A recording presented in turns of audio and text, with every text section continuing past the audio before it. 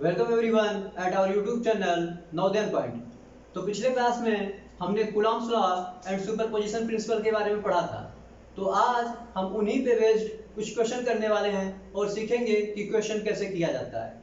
कुछ simple questions हम लोग पिछले क्लास में किए थे, आज कुछ अच्छे क्वेश्चन सीखेंगे। चलिए स्टार्ट करते हैं। तो हमारा पहला क्वेश्चन है, ये हमें दिया हुआ है एक स्क्वायर और इसके चारों कॉर्नर्स पे चार्ज रखे हुए हैं और हमसे क्या पूछा है, find Q in terms of capital Q if capital Q is in equilibrium.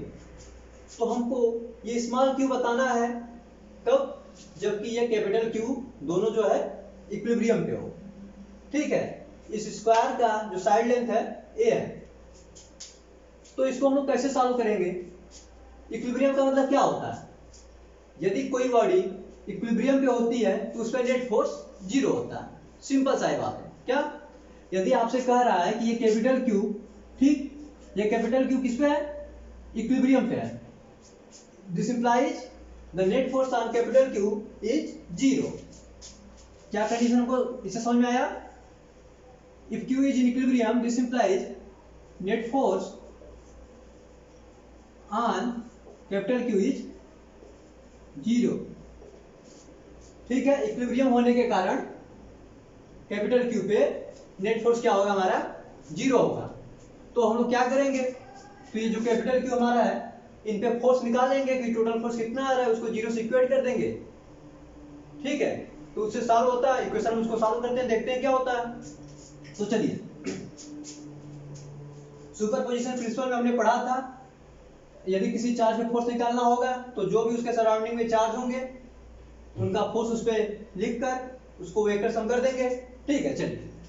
तो यदि इस स्क्वायर का साइड लेंथ ए है तो इसके डायगोनल का साइड लेंथ कितना होगा? डायगोनल आपका कितना हो जाएगा? डायगोनल a√2 हो जाएगा। इसमें कोई दिक्कत? ट्वेल्थ में आए इसमें तो आपको कोई दिक्कत होगा नहीं। ठीक है, तो देखते हैं अब इस क्यू पे कौन कौन सा फोर्स लग रहा होगा।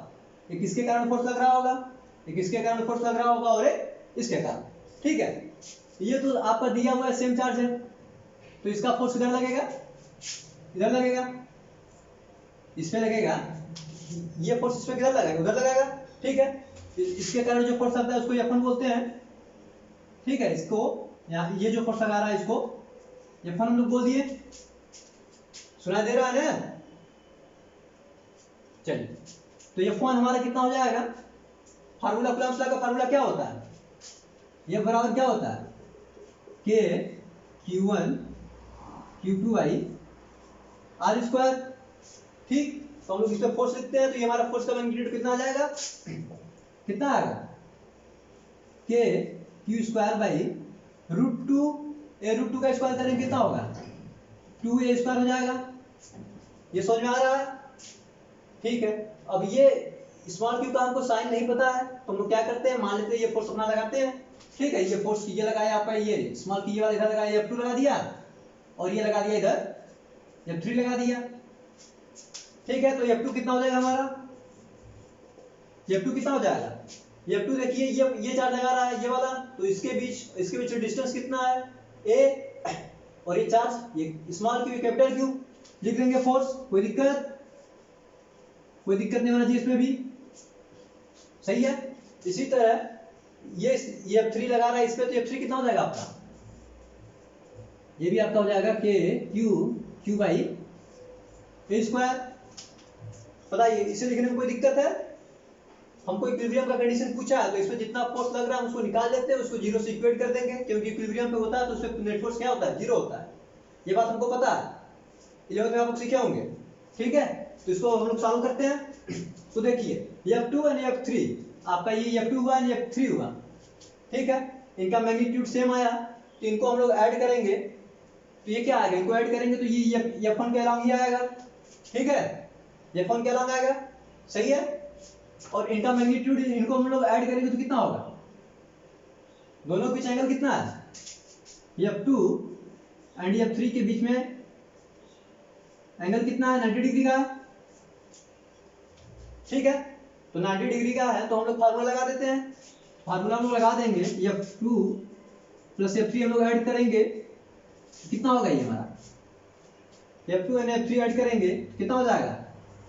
F2 का स्क्वायर, F3 का square plus 2 times F2 F3 cos 90। इसमें कोई दिक्कत? इसमें दिक्कत नहीं होना चाहिए कोई, सही है। चलिए cos 90 है तो 0 हो जाएगा, देख रहे हैं आप लोग। एंड F2 एंड F3 का वैल्यू क्या है, इनका मैग्नीट्यूड सेम है, ठीक है। तो क्या ये कितना आ जाएगा आपका, ये √2 टाइम्स के क्यू बाई स्क्वायर आएगा। समझ पा रहे हैं कि नहीं इसको आप लोग? F2 एंड F3 का मैग्नीट्यूड क्या है, सेम है कि नहीं? सेम है। मान लीजिए इसको हम लोग F ले लेते हैं, कितना हो जाएगा F square plus F square, उधर 0 है ही, ठीक। कितना हो जाएगा हमारा ये F√2 हो जाएगा, समझ में आ रहा है, ठीक।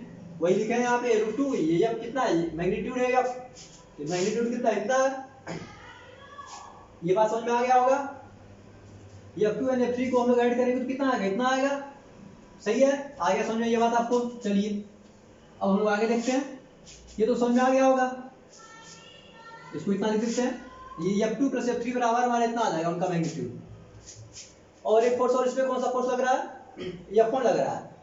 F1 plus F2 plus F3 बराबर 0 है, तो इसको हम लोग ऐड कर देते हैं, F1 plus F2 plus F3 बराबर 0 कर देते हैं। तो F2 प्लस F3 बराबर हमारा कितना, इतना है, एंड F1 कितना है, इतना है, दोनों सेम लाइन के अलॉन्ग होंगे, सही है। चलिए के क्यू स्क्वायर बाई कितना है 2a स्क्वायर प्लस ये फोर्स F2 प्लस F3 कितना है √2 के क्यू बाई a स्क्वायर।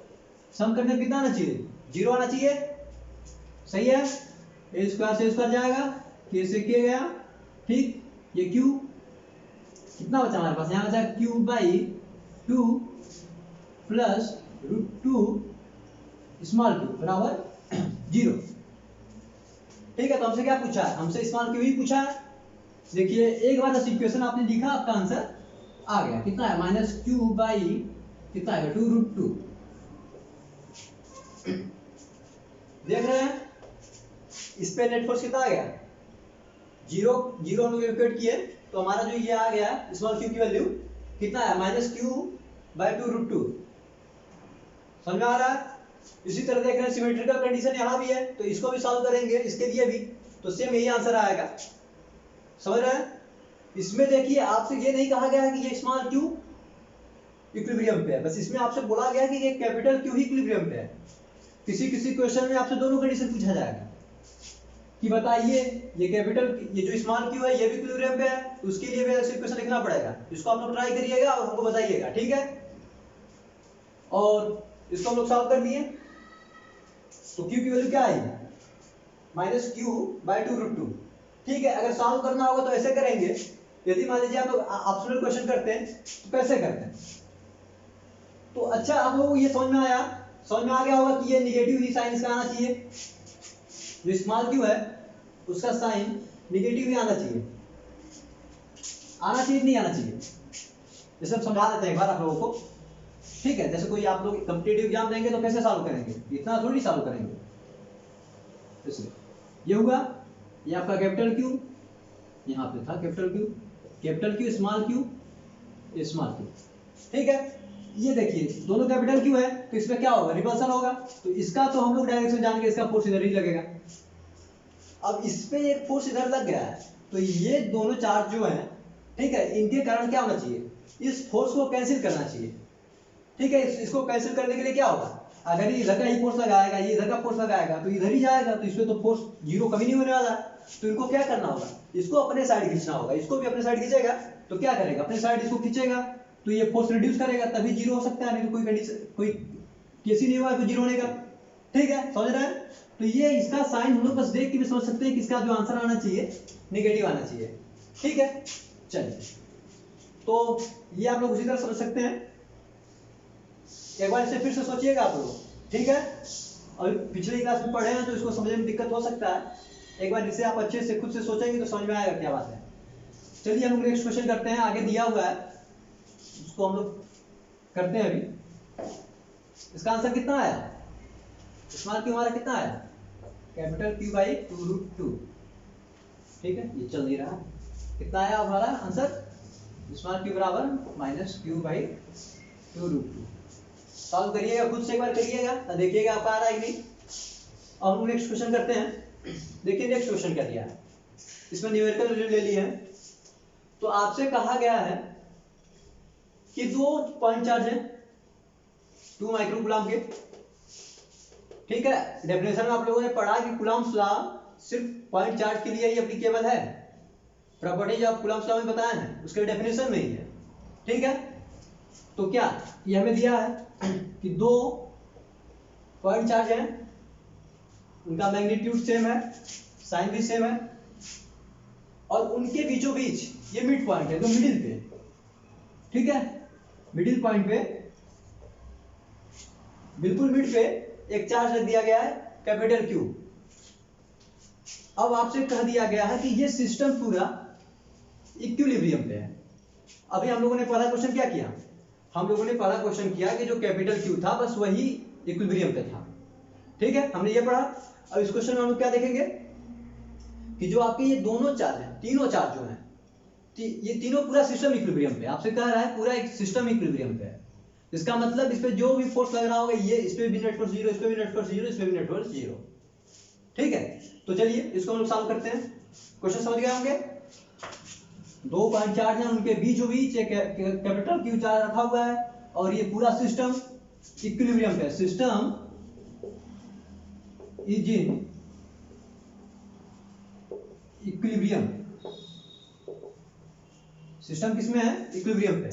मतलब पूरे सिस्टम पे नेट फोर्स 0 है। अब देखिए हमको क्या करना है, सब पे फोर्स निकालना, 0 से इक्वेट करना है, आंसर आएगा। यदि आपसे कहीं भी इक्विलिब्रियम बोल दे तो उसका मतलब नेट फोर्स 0। समझ रहे हैं? तो चलिए इसको हम लोग सॉल्व करते हैं। चलिए कर देते हैं। चलिए सॉल्व करते हैं। 2 माइक्रोकूलम को हम लोग कुछ समय के लिए मान लीजिए स्मॉल क्यू ले लेते हैं, या आप इसको भी लेके सॉल्व कर सकते हैं, स्मॉल क्यू लेके सॉल्व करते हैं। ठीक है, चलिए तो ये हमारा हो गया स्मॉल क्यू, ये भी स्मॉल क्यू, ये कैपिटल क्यू यहाँ पे, ये स्मॉल क्यू है। ठीक, तो इनके बीच का कुछ डिस्टेंस मान लेते हैं r है, और इसको हम बोल रहे हैं, इसको मिडिल पॉइंट पे रखे हैं, तो ये डिस्टेंस इतना r/2 हो जाएगा। कोई दिक्कत? सही है। अच्छा, आप लोगों को ये दिख रहा है कि ये जो कैपिटल क्यू है इस पे नेट फोर्स 0 है? ये दिख रहा है कि नहीं आप लोगों को? ये जो कैपिटल क्यू है इस पे नेट फोर्स 0 है, इस पे फोर्स निकालने की आवश्यकता है? कोई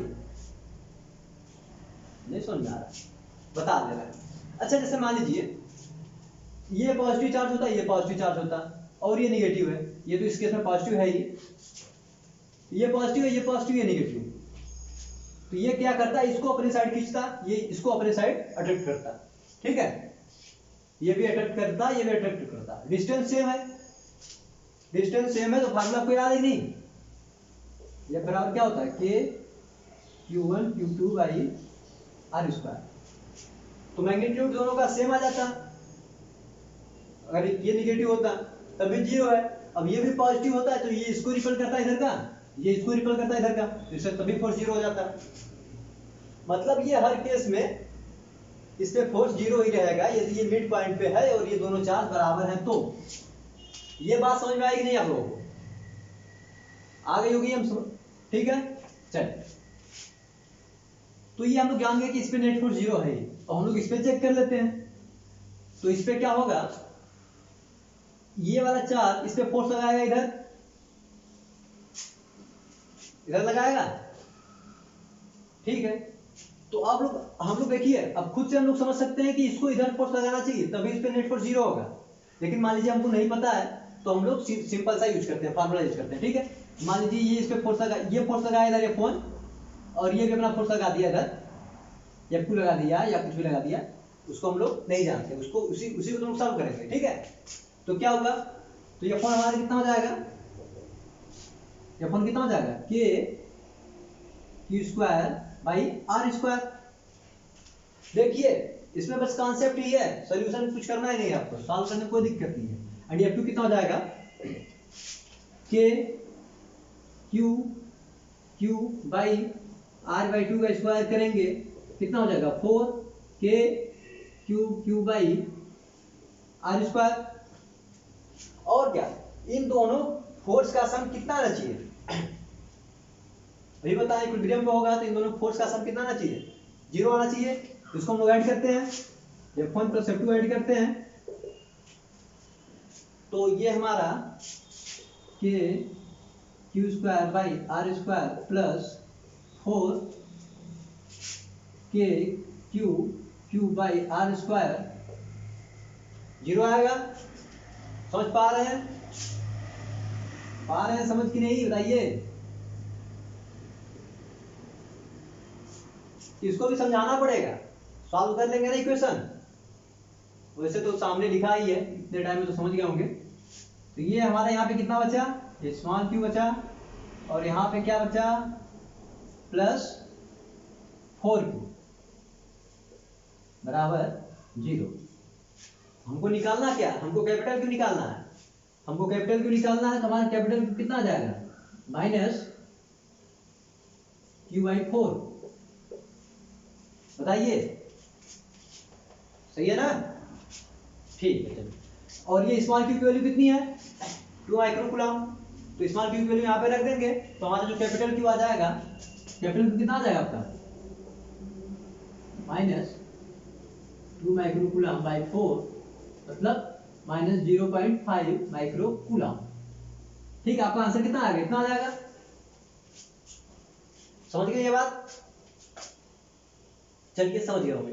एक बात आप लोगों ने याद ध्यान दिया कि नहीं, यदि दो इक्वल चार्ज के बीच में, दो इक्वल चार्ज होंगे, उनके बीचों बीच यदि हम लोग कोई भी चार्ज रखते हैं, तो जो बीच में चार्ज होगा उस पर नेट फोर्स हमेशा 0 होगा। ठीक है, ये बात समझ में आ गया होगा आप लोगों को। चलिए अब हम लोग अगला क्वेश्चन करते हैं। ये इक्विलिब्रियम पे कुछ क्वेश्चन थे जिसको हम लोग अभी तक कर रहे थे, अब कुछ क्वेश्चन करेंगे जो सिमेट्री पे बेस्ड होंगे। ठीक है, जो भी क्वेश्चन सिमेट्री पे बेस्ड होंगे उस पर हम लोग क्वेश्चन करने वाले हैं। जैसे कि चलिए सिंपल सा एग्जांपल लेते हैं, स्क्वायर का ही ले लेते हैं। यहाँ पे मान लीजिए चार्ज Q है, यहाँ पे भी Q है, यहाँ पे भी Q है, यहाँ पे भी Q है। ठीक, स्क्वायर है ये हमारा। तो आप लोग बताइए, यदि यहाँ पे स्मॉल Q चार्ज रखेंगे, यदि वहां पे स्मॉल Q चार्ज रखेंगे तो उस पर नेट फोर्स कितना आएगा, ये सेंटर है जहां पे दोनों डायगोनल कट कर रहे हैं, वहां पे रखा हुआ है स्मॉल Q, तो उस पर नेट फोर्स कितना आएगा, समझ पा रहे हैं। तो देखिए मान लीजिए यदि चार्ज सेम टाइप के हैं तो रिपल करेंगे, तो ये फोर्स इस पे लगाएगा इधर, तो जितना फोर्स ये इधर लगाएगा उतना फोर्स ये भी इधर ही लगाएगा, डिस्टेंस सेम है। ठीक है, इसी तरह ये भी इधर फोर्स लगाएगा, ये भी इधर फोर्स लगाएगा। तो हम लोग क्या देख रहे हैं, ये जो स्मॉल Q है उस पे फोर्स एक इधर लगा, ठीक है, एक इधर लगा, एक इधर लगा, एक इधर लगा। वेक्टर आप लोग पढ़े होंगे, ये इसको कैंसिल कर देगा, ये इसको कैंसिल कर देगा, मतलब नेट फोर्स कितना आ जाएगा हमारा, net force on small Q कितना आ जाएगा 0। बात ये समझ में आ रहा है कि नहीं, आ गया होगा समझ में। चल, तो ये देखिए एग्जांपल हम क्यों लिए, इसमें आपको एक बात बताना था, यदि कोई भी रेगुलर स्ट्रक्चर होगा, ठीक है, यदि कोई भी रेगुलर स्ट्रक्चर होगा या चार्ज का जो डिस्ट्रीब्यूशन है, चार्ज का डिस्ट्रीब्यूशन यदि रेगुलर है, ठीक, समझ रहे बात, चार्ज का डिस्ट्रीब्यूशन यदि रेगुलर है तो उसके सेंटर पे जो सिस्टम बना हमारा, उसके सेंटर पे आप कोई भी चार्ज रखेंगे तो उस पे नेट फोर्स हमेशा 0 आएगा। ये बात याद रख लीजिए, बहुत यूजफुल होने वाला है। ठीक है, जैसे हम कह दें आपसे ये इक्विलैटरल ट्रायंगल है, ठीक है, इक्विलैटरल ट्रायंगल है ये आपका। अब यहाँ पे चार्ज है Q Q Q और यहाँ पे है कैपिटल Q। कैपिटल Q क्या है, ये सेंट्रॉइड पे है, और ये हमारा ट्रायंगल कैसा है, इक्विलैटरल ट्रायंगल है। ठीक है, तो इस पे नेट फोर्स 0 आएगा, इस पे भी क्या आएगा, नेट फोर्स 0 आएगा। ये किधर फोर्स लगाएगा, मान लीजिए सबका क्या चार्ज सेम है, मतलब साइन सेम है, तो इधर फोर्स लगा देगा, ये इधर फोर्स लगा देगा, ये इधर फोर्स लगा देगा। सबके बीच में 120 एंगल है, ठीक है, सबके बीच में कितना एंगल है, 120 एंगल है, और सब इक्वल है। तो इन में आप लोगों ने पढ़ा होगा, इस केस में क्या होता है, फोर्स मतलब वेक्टर सम 0 हो जाता है। नहीं विश्वास हो रहा है, सॉल्व कर दें क्या इसको, करिएगा आप लोग, ठीक है। 2 क्वेश्चन भी किए हैं, अब ये 2 क्वेश्चन आपको अच्छे बताएंगे। तो आपको यहाँ पे क्या बात याद रखना है कि यदि चार्ज का डिस्ट्रीब्यूशन सेम होता है, इक्वल होता है, यूनिफॉर्म होता है, और उस डिस्ट्रीब्यूशन के सेंटर पे कोई भी चार्ज हम लोग रख दें तो उस पर नेट फोर्स हमेशा 0 होगा। ये बात याद रखिए। तो हमको मेन ये नहीं सीखना था, तो हमको सीखना क्या था ये बता रहा है, ठीक है। चलिए, हमको क्या सीखना था, अब जैसे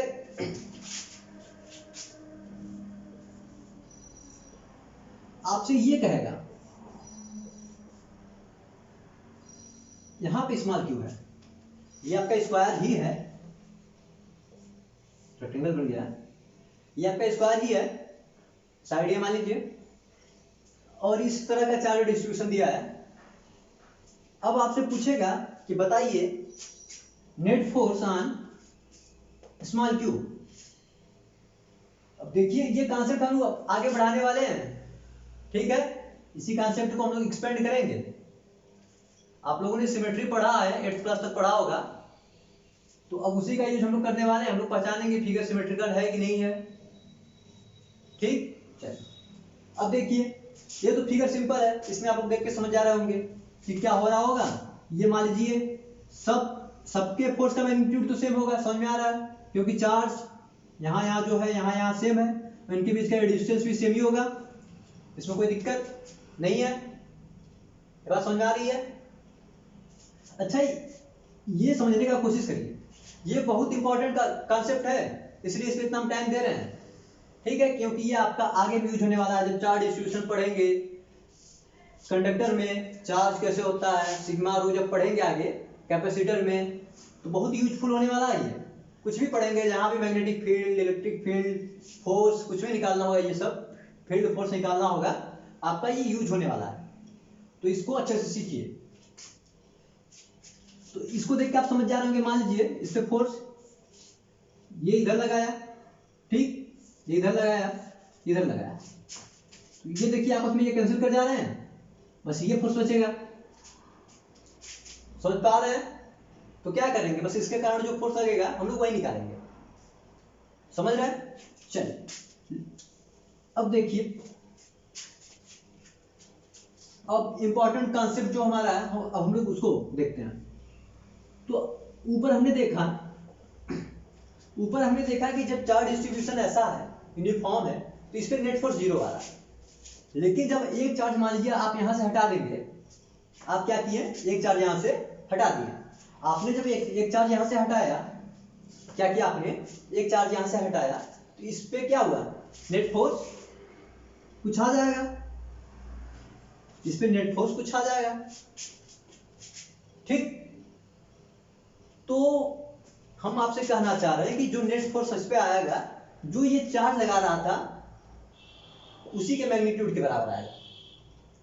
यही समझना है आपको, क्या कि जो यहाँ पे चार्ज होता है, यदि मान लीजिए ये वाला चार्ज यहाँ पे होता, तो जो फोर्स इस पे ये लगा रहा था जितने मैग्नीट्यूड का, वही फोर्स ये टोटल मिलकर लगा रहे होंगे, ठीक है। लेकिन किस डायरेक्शन में, जिस डायरेक्शन में ये लगा रहा था उसके अपोजिट डायरेक्शन में। समझ गए होंगे बात, मतलब इस डिस्ट्रीब्यूशन का हमको फोर्स लिखना होगा, तो हम लोग क्या लिख देंगे, सिंपल सा इसमें फोर्स लग जाएगा। यदि मान लीजिए ये फोर्स, ये चार्ज होता इधर लगा था, तो जो इस सिस्टम पे चार्ज फोर्स आएगा इधर आएगा, ठीक है। कितना लग जाएगा, K Q by A root 2 by 2, A root 2 by 2 का square, diagonal A root 2 by 2 कर देंगे, ये डिस्टेंस आ जाएगा, यही फोर्स लगेगा। समझ रहे हैं बात, समझ रहे हो। चलिए आगे बढ़ते हैं। तो हमने देखा कि कोई भी रेगुलर फिगर होगा, चार्ज डिस्ट्रीब्यूशन सेम होगा। जैसे मान लीजिए आपका हेक्सागोन है, ठीक, सब जगह चार्ज सेम है, सब जगह चार्ज है, यहाँ पे एक स्मॉल क्यू है, इस केस में स्मॉल क्यू पे फोर्स क्या होगा, 0 होगा। समझ रहे बात? यही बताएगा आपको। चलिए मान लीजिए ये सब पॉजिटिव है, ये निगेटिव है, ठीक, तब भी 0 होगा, ये पॉजिटिव है तब भी 0 होगा। अब हम लोग सॉल्व करने वाले हैं कि मान लीजिए ये जो है आपका, इसको हटा दिए, इसको हटा दिए। अब इन पांचों के द्वारा, ठीक है, ये जो पांचों चार्ज आपके हैं, ये सब इस पे मिलाकर कितना फोर्स लगा रहे हैं। तो देखिए आपको कुछ नहीं करना है, सिंपल सा। आप सोचते हैं कि ये वाला चार्ज मान लीजिए प्लस क्यू यहाँ पे होता, तो ये इसमें कितना फोर्स लगाता, क्या करता, ये इसको अट्रैक्ट करता इधर का अपने साइड, और फोर्स कितना लगाता, मान लीजिए ये लेंथ है, ये भी यही होगा, एक्साम जानते होंगे, तो कितना फोर्स लग जाएगा, K Q by A square. लेकिन जो इस सिस्टम के कारण लगेगा वो फोर्स अपना किधर लगेगा, ये देखिए ये इधर लगाता, ठीक है। इसी के कारण सब दिक्कत हुआ है, क्योंकि जब ये था तो इस पे नेट फोर्स 0 था, ये जब हटा तो इसके हटने के कारण इस पे कुछ फोर्स लगा। जब इसके हटने के कारण उस पे कुछ फोर्स लगा है, इसका मतलब कि जो भी दिक्कत हुआ है इसी के कारण हुआ है, ठीक है। तो हम लोग देखते हैं कि ये कितना फोर्स लगा रहा था, ये इतना फोर्स लगा रहा था इधर का, ठीक है, ये इधर इतना लगा रहा था तब 0 था, मतलब ये सब पांचों मिलके इतने फोर्स से इधर लगा रहे होंगे। जैसे आपसे कोई कहे, मान लीजिए इधर कुछ लोग खींच रहे हैं, किसी को इधर कुछ लोग खींच रहे हैं, ठीक है, इसमें बराबर फोर्स है, और ये हट जाएगा, क्या करेंगे, इधर चला जाएगा। समझ रहे हैं ना?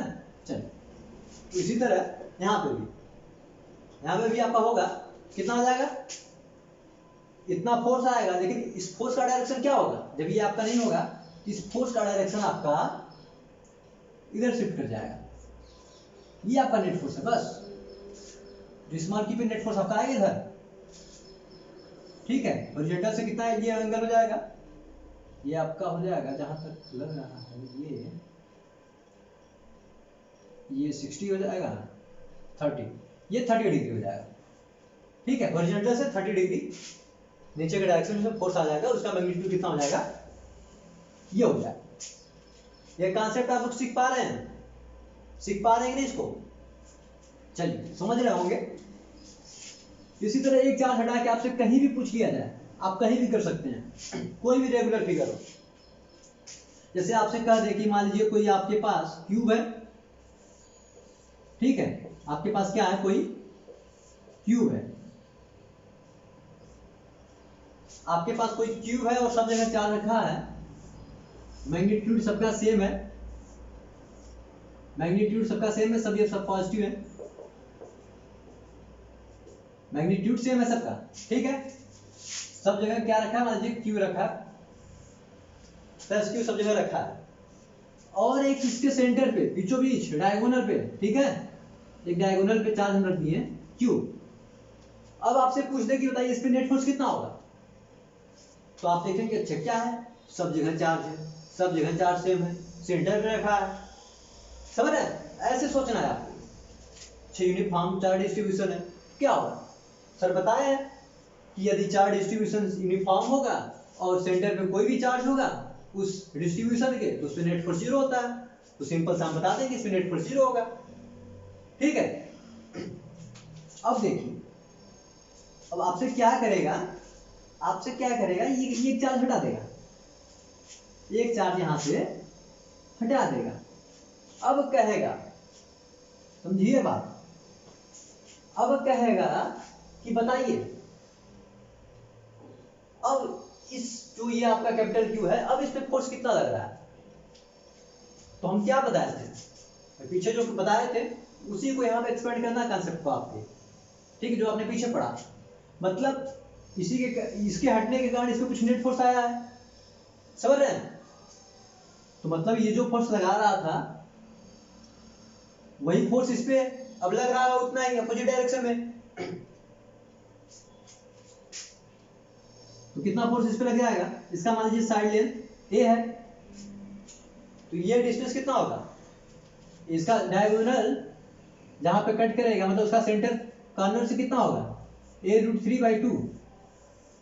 ये बात समझ पा रहे हैं कि नहीं आप लोग, ये बात समझ पा रहे हैं? चलिए, तो नेट फोर्स कितना आ जाएगा, बस 7 चार्ज होंगे और पूछ देगा आपसे, कुछ नहीं करना है, सिंपल सा, के small Q capital Q by इनके बीच का डिस्टेंस कितना है, a√3/2, तो ये डिस्टेंस है, ठीक है, का स्क्वायर। बस आंसर ये हमारा हो गया। यदि ये दोनों सेम टाइप के चार्ज रहते हैं, मान लीजिए ये भी पॉजिटिव रहता है, ये पॉजिटिव मान लीजिए हमने दिया है, ये पॉजिटिव और हमने दिया है, तो ये क्या कर रहा होता, ये इसको रिपल कर रहा होता। बात सुनिए अच्छे से, ये क्या कर रहा होता, इसको रिपल कर रहा होता, ठीक है। लेकिन जब ये हट गया, ये जब नहीं है, अब पूछेगा इस पे नेट फोर्स किधर लगेगा, तो जिधर ये फोर्स लगा रहा होगा उसके अपोजिट डायरेक्शन में लगेगा। ये बात याद रखिए, समझ रहे हैं क्या होगा, यानी कि अब इधर फोर्स लगेगा। इसी तरह ये पॉजिटिव होता है, ये नेगेटिव होता, ये पॉजिटिव तो हमने दिया ही, मान लीजिए नेगेटिव होता, ये क्या करता है, इसको इधर साइड अपने साइड खींच रहा होता। सुनते रहिए बात को, ठीक है, क्योंकि यहाँ पर थोड़ा गड़बड़ हो जा रहा है, इधर फोर्स लगा रहा होता, लेकिन ये जब हट गया तो हम क्या बताएं, वो अपोजिट डायरेक्शन में फोर्स लगाने लगेगा, तो अपोजिट डायरेक्शन में लगाने लगेगा फोर्स, नेट फोर्स इधर आ जाएगा। तो आपसे जो पूछेगा बता दीजिएगा, आपसे तो अधिकतर यही पूछेगा, आपका तो यही गलती हो जाएगा बार बार। आप सोचेंगे इससे निकाले क्या हो रहा है, उस पर फोर्स लग रहा है, 3D में बन रहा है वेक्टर, आपका क्या करें, अब उसको तो आपको ऐड करने में बहुत दिक्कत होगा, 4 दिन ऐड करते रह जाएंगे यदि प्रॉपर करेंगे तो यहाँ पे हम लोग क्या करते हैं, सिमेट्री का यूज करते हैं। समझ रहे हैं, स्ट्रक्चर को हमको समझना होता है कि सिमेट्रिकल है कि नहीं है। आपने पढ़ा होगा जो रेजिस्टेंस का आपका जाल होता है, सब नेटवर्क होता है, उसको सॉल्व करने के लिए, ठीक है, इक्विवेलेंट रेजिस्टेंस निकालने के लिए भी सिमेट्री का यूज किया जाता है। बहुत जगह आपका सिमेट्री यूज होने वाला है। चलिए, ये समझ गए होंगे आप लोग।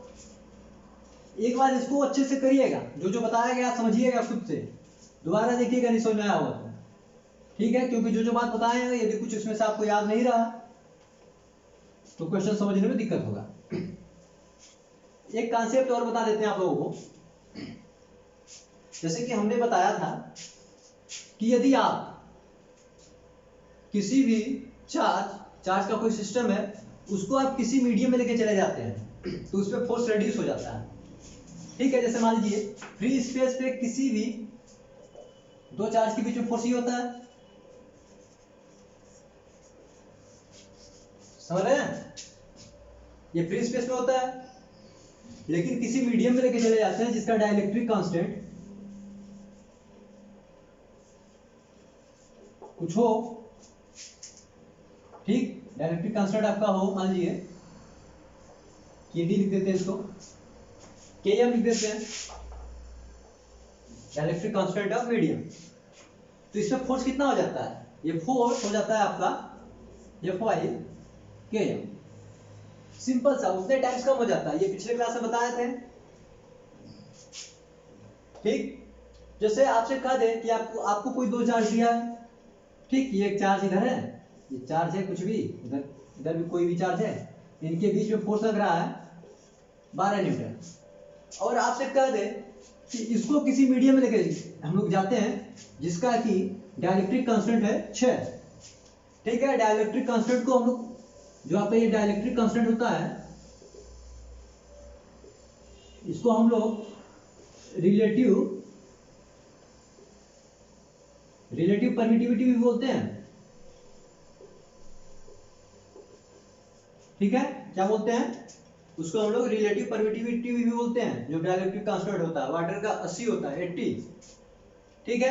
इसलिए क्या होता है उसमें, सब चीज क्या होता है उसमें, सोल्यूबल होता है, ठीक है।